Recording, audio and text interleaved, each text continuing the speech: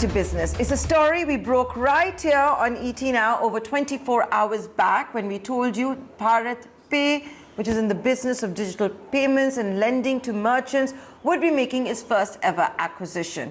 It's been announced today, BharatPe has bought Payback, a company that used to be owned by the American Express Group and in the business of running loyalty as well as reward programs for all of you buying things online and offline. Joining me all the way from London is the co-founder and CEO of BharatPe, Ashneer Grover. Ashneer, thank you so much for joining us live all the way from London. Congratulations, it's your first ever acquisition. Tell us more about it.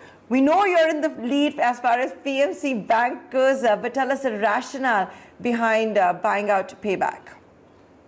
Yeah, thanks Nayantara for having me on the show.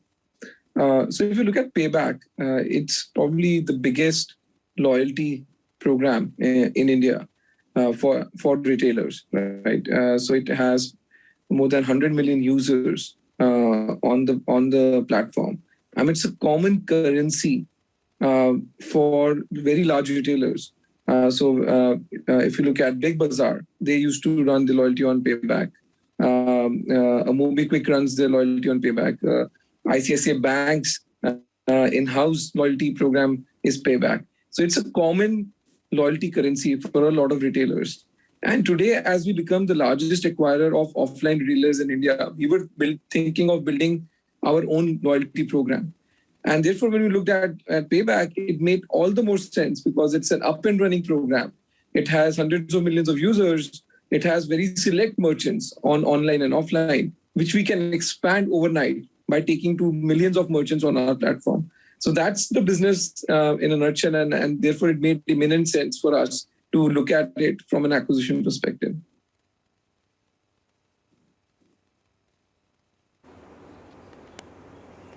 So, is this indication of the fact that you've got plans to scale up credit? I did talk about PMC Bank. It's a bid you are on record to talk about, the takeover of PMC Bank. And does this fit into that strategy of how BharatPe wants to become a serious player in the credit business using UPI? Oh, absolutely, Nayantara. So for us, we've been very, very clear from day one, lending is the business.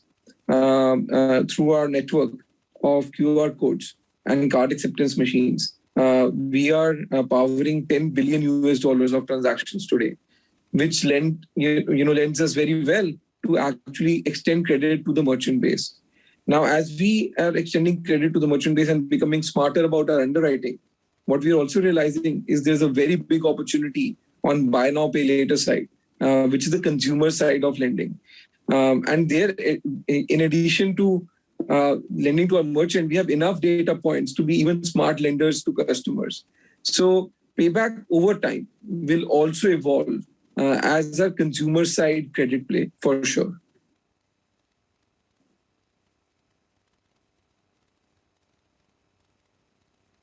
Okay. Now, I want to ask a question, and I'm going to phrase it very differently. We keep hearing about how UPI is the future, fintech is the future. And when you do your first ever acquisition, it's buying out a division of the American Express Group. What is the future of the credit card business in India? Because if someone like American Express, which is considered, whose USP is about concierge service, is about loyalty, it's about reward points, is selling this division, what does it mean for the credit card business at large in the country? I think, the credit business in general is poised for really big things. I'm not too sure about card as a form factor. Card as a form factor is a very US concept, works amazingly well in the US where everyone has been acquired onto the network, and it makes sense for more and more people to get added. But if you look at India, the credit card users is very, very small as compared to the UPI users. So to us, it's pretty natural that the real revolution in credit, both consumer and business, should come on back of the UPI platform, not necessarily a Visa, MasterCard, or any other network on the card. So for us, it's very clear that the future of credit in India rides on UPI. And therefore, the form factor will bleak out over time.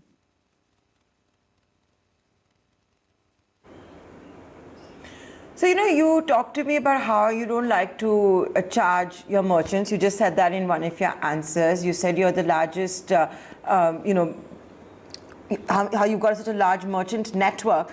And you've talked about Payback's network as well.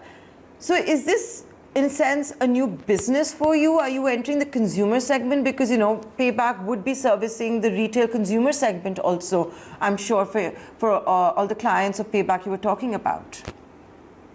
Yeah, so Payback will continue to operate as an independent business. I think it has great management. The business does $25 million of revenue, makes $2.5 million of profit, which is a very refreshing thing, especially in the startup world. So I think as a standalone business, it can operate as it is and keep growing as it is. And doesn't need any external capital infusion. The way we are looking at that business is, can we power this business up many times by making a Payback currency a usable currency for daily purchases? And therefore, the key idea is to extend the program to our merchant base. Now, because it's a loyalty program and it has two sides, of course, we will be doing consumer here as well.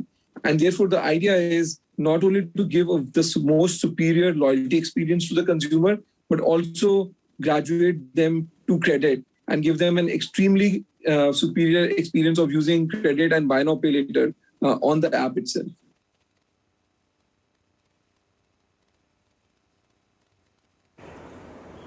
Break that down for us, Ashneer. Explain it a bit more. It's sounding a little theoretical, so can you give an example?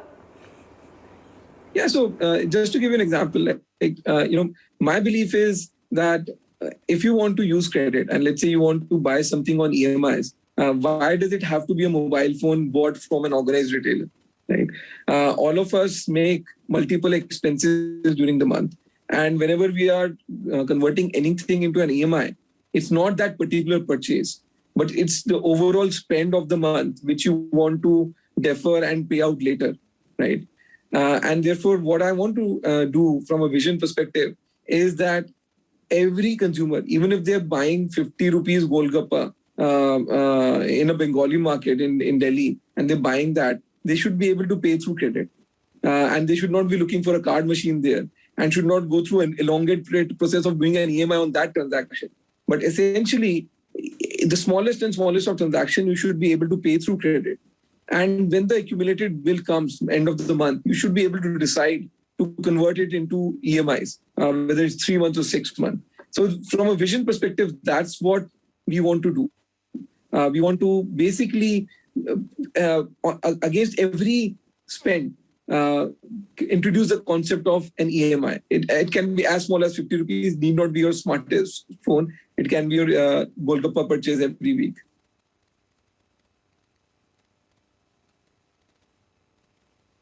Hey Bhagwan, Golgappas, I'm guessing you're taking Golgappas as just an example, but basically as we move towards going cashless, you're saying why do a system where you have to pay later, maybe pay interest later, pay interest on interest later, pay penalty later, because that's how credit cards also make money, right? Well, I don't think it's just that. Nansar, if you look at it, it's at very few places would you find a card machine, right? My belief is 90% of transactions in India will continue to happen on UPI. Now, if the transaction is happening on UPI, I should have an option to sort of pay through credit, right? And by definition, the smaller transactions will be on UPI, and those should be payable through credit. And as those transaction expense accumulates for you over the month, you should have an option as a consumer to either pay it upfront without any fees, right? Or maybe pay a small revolving fees and convert it into an EMI, just the way you do it for a high purchase card transaction today. So, but the whole experience has to move to a mobile device. It has to move towards paying on a QR. And it has to sort of evolve into having an option post the purchase, not at the point of sale of purchase, but post the purchase to convert it into an EMI.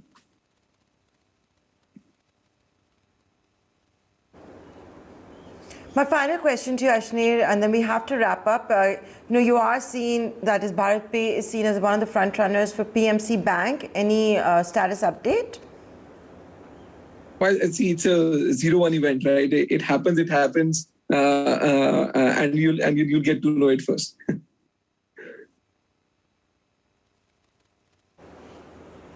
Okay, so we'll wait to see if there is any update on that front. We'll take a short. Thanks a lot, Ashneer, for joining us. Congratulations, first ever acquisition. Let's see if you make it second time lucky and get to take over PMC Bank, as you have been talking about. That's BharatPe for you. Yes, it's made that acquisition, but it's so interesting the way we're going to see fintech companies evolve. They are saying the next big wave of innovation will be how all these fintech companies give you, me, traders, merchants, shopkeepers, kiranas, boutiques, small manufacturers credit using UPI.